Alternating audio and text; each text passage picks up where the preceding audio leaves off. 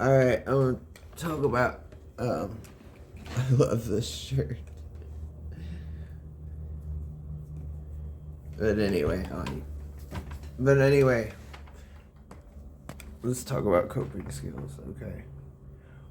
I have quite a bit, I proactively do my best to use coping skills. And, one of them is church. Um, the LGBT friendly church I attend, they have the Zoom option, which is great. And oh, I had to pop. I'm trying to pop my back and neck because it's all stiff. Ouch. But anyway, other coping skills, like when I get nervous, I got two things I carry around. Sometimes I put this in my pocket so the tail hangs out, just like because it's fun. But anyway, I got Lucky the Lizard. Just I always have to have something in my hands. Something, and so I don't know. It's squishy, kind of will calm my nerves, and grounding tactic when I start.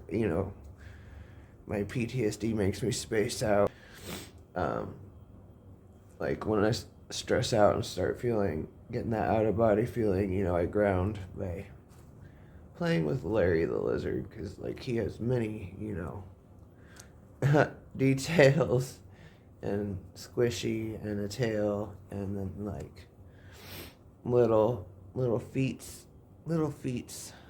and almost like a stress ball. And Lucky the Lizard, he was Larry the Lizard, but I renamed Lucky the Lizard, so if I accidentally said Larry, I'm getting used to the new name. Named him Lucky the Lizard because I need it. And I'm half Irish, so where's my luck? Right here. Manifest. But anyway, I also got this Boss stress ball, just like to have something in my hands and, squeeze when I get nervous. Squishy things are very satisfying. So it's also kind of grounding too. And I use a lot of grounding coping skills. And it helps to like touch things, and just like in general, I have to have something in my hands or be doing something with my hands. I guess that's part of the ADHD I mentioned in another video, but like if I'm not doing anything with my hands, I have to be holding something with my hands. And what's that quote? What's that quote about idle hands and the devil? I gotta Google that. What's the quote about the devil and idle hands? Idle hands are the devil's playthings. Idle hands. Wait.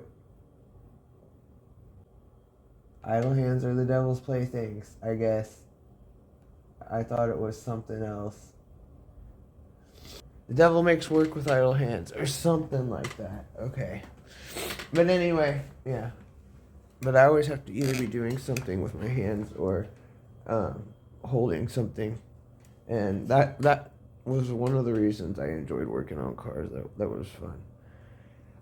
I couldn't just sit in an office. I'm not like that type. I have to be doing something. And but anyway, that's why Lucky the Lizard and the stress ball helps. And I also have comfort things like my drumsticks. I always carry these around, even if I don't use them. Sometimes I use them waiting on the bus, and but like these are another. And drumming's grounding in general, actually,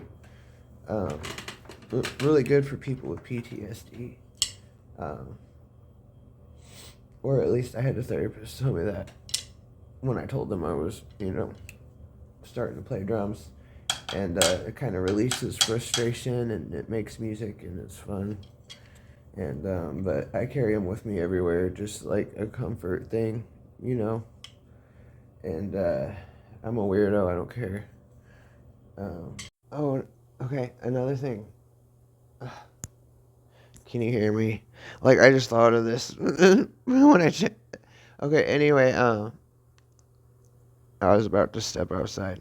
But another thing when it comes to drums, like, also on a cognitive level, it helps. Like, rewire neuroplasticity is a thing, and it also kind of helps with that. Like, you know, because when I had my drum set, it was even better because you use all four appendages. You use your hands, both hands. You use both feet.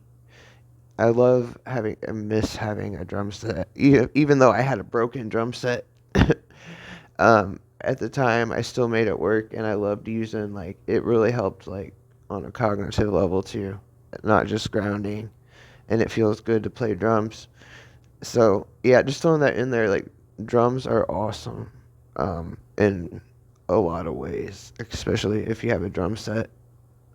Um, I still like to use my sticks, and I'll tap my foot, for the kick drum. My kid and I used to make. You can make drum sets out of stuff. Like my kid and I made one out of a bucket, with a kick drum and everything part, and we also made one out of styrofoam. And I actually got a pair of cymbals in my storage unit. And at the time, we put the cymbals on the. Well, she had the idea actually, because she's a little genius. To put, we put. I had like at the time 6 drumsticks. So she would put 2 drumsticks in the styrofoam like old cooler, and then put the cymbals on the drumsticks. So then we had cymbals, and then I could play and tap my drums, and it was great. You can make a drum set. It's fun and creative. So throwing that in there about the drums too. And then I got this. It has special things in it that just are comforting, and I don't give a fuck. I started doing this because it's heartbreaking. Like my kid and I were attached at the hip before all this homelessness shit happened. And being apart has been heartbreaking and traumatizing for the both of us. And she always would cuddle. She was a cuddle muffin. Even when I tried to get her to sleep in her own room, I would wake up and she'd be cuddled up next to me. And I miss holding her. And I get lonely without her. I've been holding this. Um, it's actually something my mom got me. I love wolves. I used to have a collection that I gave to Jupiter, and I also, got her little wolf dolls too. I called her my little wolf puppy when she was born because she had that baby fuzz. She was really fuzzy. The fuzz eventually fell off, but anyway, like I find a lot of comfort at night, holding this just because I miss holding my kid, and it's something to hold, and kind of, I guess, I feel like I'm holding her a little bit. It's not the same, but something comforting, and I can't wait, you know, to hold my little wolf puppy again. Um, it's tooth and nail. I'm super stressed out too. Like, it's tooth and nail right now finding housing, and there's a certain time frame that I gotta make a decision with or without a house to not lose my kid to the system. And like I said, on the 19th, I get the golden ticket unless something falls through with this, follows through with this county first. And I'm hoping it's very likely I'll have housing before October, like the end of September, maybe early October. And I'll be able to keep my rights and have a place to live and see my kid more, and but also most importantly get my health together so I could get her back full time and she don't get lost in the system. I've done all this for her. I've jumped through all hoops for her, and Yeah, so yeah, I cuddle. I'm 34. Uh, I cuddle with this now. I got it from storage last week, and I washed it, and then also, of course, music is a coping skill. I usually don't have. I stopped putting music in my videos because just like copyright crap, and like I don't plan on monetizing my stuff or anything, but like YouTube gets on my case, like with my drum covers and stuff. But anyway, I usually have music in the background just to drown out. I hear everything. The silence is loud to me. Like I can hear. I gotta turn off that bathroom fan. I can hear it. I hear every little creak. I hear every little noise. Like this chair creaking, moving around, but I can't. Another thing is that I can't sit still. Um, and there's something. I think it's that bathroom fan, like a high pitched noise. I know you probably. I don't know if you can hear it on video, but it's yeah.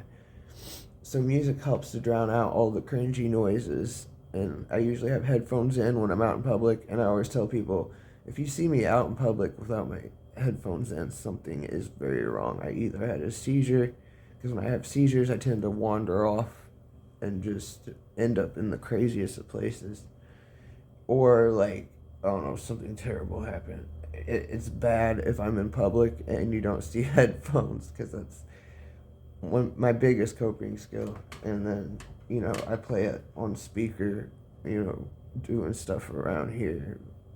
Um, so yeah, coping skills, and maybe some good ideas for other people with neurodivergent things, and also like PTSD and grounding skills. Another thing with this is it's grounding because it's soft, and I can pet it too. Like right now, this feels very satisfying. But anyway, yeah, there's some fun coping skills, grounding techniques that I use daily, and just maybe some advice someone could benefit from, or just me rambling because this is my channel, and you know. But alright, I love you, Jupiter. Oh yeah, and I almost forgot another coping skill is my tattoo gun. Obviously, that's another when I have the ink and I'm able to use it. I'm low on ink. I'm probably not going to do another one for a while. But that's a weird one. I wouldn't recommend unless you look into how to do it in a sterile way and like research it. I did research how to do it, sterile and clean. You got to make sure you get good ink. You got to make sure you know what you're doing, the speed, and so like disclaimer, I am not responsible if you get a tattoo gun. Do your research first. And I've been doing it for a while. I'm just not the best artist. Like, my kid could draw straight up anime, like a professional. She's a great artist. Um, but yeah, I'm not. But I don't care. They all represent something, and that's another coping skill. But I'm throwing that disclaimer in there. Like, if you try to use that as coping skill, I mean, you do you, but I'm not. I don't want to be responsible if you fuck up, pretty much. But yeah. So that's a weird one. I don't know. It feels good. It distracts me from the internal pain like I experience on a daily basis. It releases dopamine or something. Like, it feels good. And I have a very high pain tolerance when it comes to flesh wounds, but not when it's my internal insides hurting. I'm a total wuss, so it helps with that. But okay, alright. Again, I love you, Jupiter. I'm going to end this video. Alright, bye.